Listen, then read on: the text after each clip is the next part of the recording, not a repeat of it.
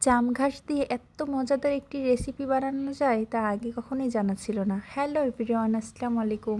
আমার এক আপা এই ভর্তা রেসিপিটি বানিয়েছে। গাইস, বিশ্বাস করো, আমি প্রথম খেয়ে এত বেশি ফ্যান হয়ে গেছি যে বলার বাইরে। এই তো জাম ঘাসের পাতাগুলো কুচি কুচি করে কেটে পানি ছাড়া সিদ্ধ করে নিতে হবে, একদম ভেজে ভেজে পুরা পুরা করে।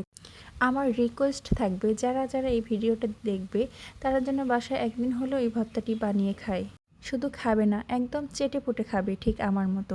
এখানে নিয়েছি শুকনা মরিচ, রসুন, পেঁয়াজ আর কিছু চাদা মাছ আর কিছু গুঁড়ো চিংড়ি মাছ ছিল। একদম লাল লাল করে পুরো পুরো করে ভেজে নিয়েছে। এদিকে আপা রসুন মরিচ পেঁয়াজগুলো আগে ডলে নিচ্ছিল। এরকম ভর্তা আমার আগে কখনো খাওয়া হয়নি।